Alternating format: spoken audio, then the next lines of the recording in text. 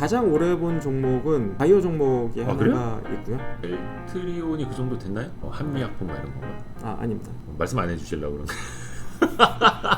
아 진짜 말씀 안 해주시려고? 네. 아니, 왜냐면은 이게 지금도 혹시 갖고 있기 때문에 사실은 제가 이제 그 종목에 대해서 종목명을 언급하면 좀 안 될 것 같아서.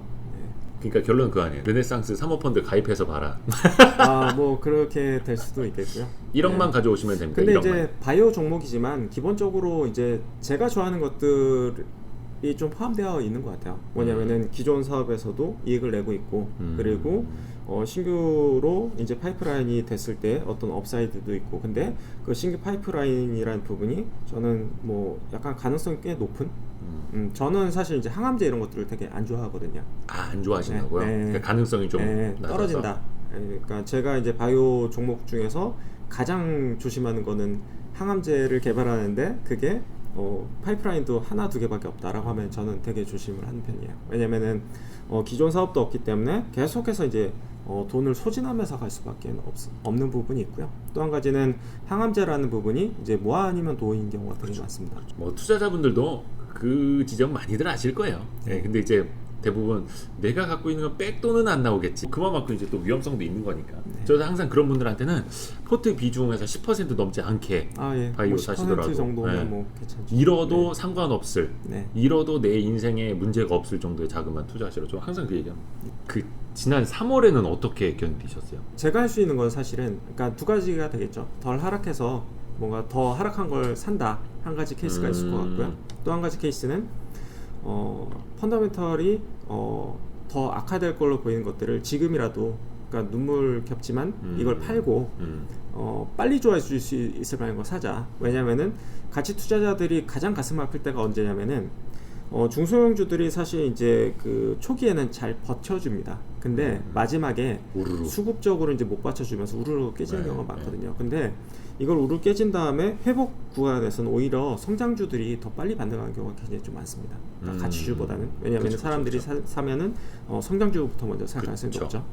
그래서 이제 가장 최악은 피하자, 뭐 이런 생각을 좀 갖고 있었고요. 그래서 포트를 조금 더 빨리 좋아질 수 있는 만한 것들, 그리고 시장에서 좀 좋아해서 좀 주가 반등이 좀 빠를 수 있을 만한 것들로 조금 더 이제 포트폴리오 조정을 좀 했었죠.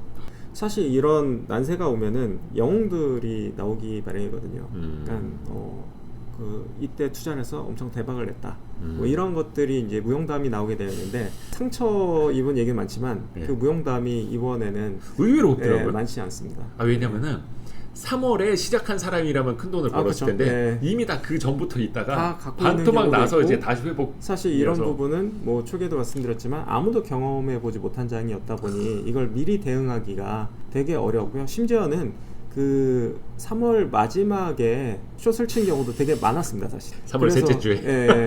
그래서 이제 추가 데미지를 받고 뭐 이런 경우들이 되게 많다 보니까. 그러니까 사실 뭐 2008년, 2009년에 제일 많이 유행했던 게 이제 블랙스완이라는 단어였는데, 그것도 당연히 사람들이 이제 처음 겪어본 거였고, 97년 외환위기도 처음 겪어본 거였고, 이번에 팬데믹도 사실 뭐 이제 살아있는 사람들이 이제 처음 겪어본 거라서, 그래서 빠르게 회복이 되고. 그래도 시장은 충분히 다 따라갈 수 있었습니다. 좋습니다. 이제 반등 구간에서 사실 시장을 따라간 투자자들조차도 거의 한 90%의 투자자들이 사실 시장 반등을 따라가지 못했던 부분들이 좀 있고요. 근데 최근에 이제 주식 투자 한 3월 이후 이제 동학개미로 처음 이제 참전하신 분들은 제 개인적인 느낌인데 조금 목에 힘이 들어가지 않았을까? 왜냐면 죄송합니다. 뭐 카지노판이라고 이제 표현하시는 분들도 최근에 있어요. 왜냐면 어떤 테마주를 사도 오르니까, 뭘 사든 막 오르니까 내가 잘하나? 내가 정말 매사끼가 있나? 내가 주식 투자 끼가 있는 거 아닌가? 제대로 한번 크게 판 벌려볼까? 이런 분들이 있거든요. 혹시 그분들한테 좀 해주실 수 있는 말씀? 근데 이제 저는 예를 들어서 자녀한테 증여할 거야, 내지는 이거 내가 10년 들고 갈 거야, 뭐 이런 투자자들이 있고요. 그런 분들은 그래도 공부가 좀 덜 돼 있지만 그래도 조금 안전하게 갈 수도 있겠다라고 생각이 되고요. 다만 또 한 가지 부류는 말씀하셨듯이 내가 엄청나게 잘 골라서 수익을 냈으니 나는 투자의 어떤 천재야, 그렇게 생각하고 그렇게 액션을 하면은 결국엔 시장에서 시간이 지날수록 좀 수익을 벌기 어려울 가능성이 높아질 수밖에 없을 것 같다라고 생각을 하고요. 그러니까 좀 길게 오랫동안 장기 수익률로 이제 좀 승부할 수 있는 약간 그런 길을 좀 갔으면 한다라는. 초심자의 행운이라고 얘기를 하는데 네, 초반에 내가 이제 주식시장이 처음에 들어왔는데 네. 그 마켓 타임이 기가 막혀가지고 이제 돈을 벌었다라는 거죠. 이게 저는 초심자의 행운이 굉장히 좀 불운이 될 수도 있다라고 생각을 하는 게, 그러니까 주식 투자해서 저는 오히려 손해를 보면 저는 축한다고 얘기를 해요. 왜냐면은 손해를 본 이상 내가 왜 손실을 받는지에 대해서 깊은 고민이나 그러니까 성찰을 하게 되어 있거든요. 그리고 내가 공부를 해야겠다라는 의지를 갖게 될 수도 있어요. 아예 나는 주식을 못하나 봐라고 포기한 경우도 있고, 손실을 보는 순간 다시 한번 내가 심기일전해서 뭔가 이제 벌어봐야겠다라고 생각하는 케이스가 굉장히 베스트 케이스고요. 근데 오히려 초반에 돈을 벌어가지고 난 주식 천재야라고 얘기하는 순간 사실 이제 공부를 한다기보다는 오히려 마켓 타이밍을 좀 더 잡으려고 한다라든지 아니면은 정보 매매를 하려고 한다든지 이런 쪽으로 이제 흘러갈 가능성이 굉장히 좀 높거든요. 그래서 저는 맨 처음에 투자한다라고 하면은 내심 마음속으로는 오히려 손실을 보는 게 더 나을 수도 있다. 그게 오히려 본인한테는 장기적으로 봤을 때는 주식 투자에 큰 밑거름이 될 수도 있다라고 생각을 하는 편입니다. 마지막으로 우리 줄이는 분들을 위한 한마디. 네. 예. 가장 중요한 특성이 이제 첫 번째는 이제 공부를 해라. 공부하지 않고 수익을 장기간에 거둔 사람은 저는 본 적이 없습니다. 그만큼 치열하게 고민을 하고 공부를 해야지만이 그 수익을 계속해서 낼 수가 있다. 그리고 또 한 가지 마지막으로는 겸손하라. 네. 왜냐면은 큰 부를 잃었는데 3월달에 이제 큰 손실을 본 분들은 공통적이에요. 너무 자신했어요, 사실은. 예를 들어서 뭐 특정 주식이 얼마 이상으로 빠질 수 없다라든지 이 지수대에서는 더 빠질 수는 없다라든지 이런 쪽에 어떤 과도한 확신이 좀 들어갔던 부분들이 있거든요. 그래서 내가 틀릴 수도 있다라는 부분도 순순히 이제 염두에 둬야 될 것 같고요. 그리고 내가 자신하는 순간 뭔가 좀 무리하게 될 가능성이 좀 높습니다. 그래서 이제 내가 틀리게 될 가능성도 항상 인정을 하고, 그리고 이제 겸손해야지만이 남의 이야기가 이제 귀에 들어오게 되거든요. 그러면은 어떤 이제 반론을 제기했을 때 그 부분에 대해서 이제 내가 깊이 있게 생각을 해봐야 되는데 이건 이제 무시하고 가버리게 된다라는 거죠. 그래서 결국엔 이제 공부를 꾸준히 하고 그리고 겸손함을 유지하는 것들이 결국에는 주식시장에서 장기적으로 계속해서 이제 수익을 낼 수 있는 근거가 될 수가 있다. 저는 이렇게 생각을 하고 있습니다. 혹시 이제 하반기 전망이라든 아까 전략 네. 측면을 조금만 더 이야기해 주실 수 있을까요? 근데 이제 저는 올해까지는 이제 하반기까지는 저는 이제 계속 이제 개별주 장세다. 그래서 이제 개별주별로 업황이 좋은 것들을 골라서 투자를 해야 된다라고 생각을 하고요. 뭐 굳이 따져서 이제 뭐 언택트, 컨택트 뭐 이렇게 하면 저는 올해 하반기까지는 언택트가 낫다.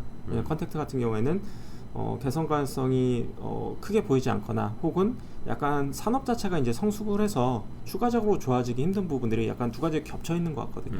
그래서 이제 컨택트주들은 뭐 생각보다 크게 이제 기대하기 어려울 수도 있다라는 부분 생각을 하고 있고요. 그리고 이제 내년 상반기까지를 봤을 때는 아까 뭐 자동차를 말씀드렸지만 저는 이제 IT도 상당히 조금 좋아질 가능성이 좀 있다. 왜냐면 이제 올해 지금 상반기 이후에 이제 사실 이제 IT를 가장 좀 중요하게 업황을 이끌 수 있는 부분이 이제 그 글로벌 서버 투자가 될 수가 있겠고요. 네. 근데 이제 그게 이제 반도체 경기랑도 연관이 되는데 이게 이제 올해 상반기 이후로 많이 투자가 지연이 되고 있습니다. 예. 그래서 이제 하반기 때 반도체 가격이 밀리면서 업황 자체가 약간 둔화되고 있는 그런 부분들이 있는데, 근데 이제 이런 IDC들이 결국에는 서버 업체들이 결국에는 내년부터는 다시 이제 투자를 재개할 수밖에 없지 않을까. 그렇게 됐을 때는 지금은 재고 조정 과정으로 인해서 이제 뭐 실적이 약간 흘러내리고 있는 그런 상황이라고 하면은 내년은 오히려 재고 확충 사이클로 들어가면서 업황이 좀 크게 개선될 수 있는 부분이 있다. 그래서 내년에는 저는 큰 틀로 두 가지 보는 게 IT랑 자동차는 큰 틀에서 어떤 우리나라 시장을 전반적으로 이끌 만한 큰 두 가지 동력이 될 수도 있다. 이렇게 생각을 하고 있습니다. 꼭 이제 목돈 많이 모아서 르네상스 가입하는 걸로. 고맙습니다. 네, 아이고. 감사합니다.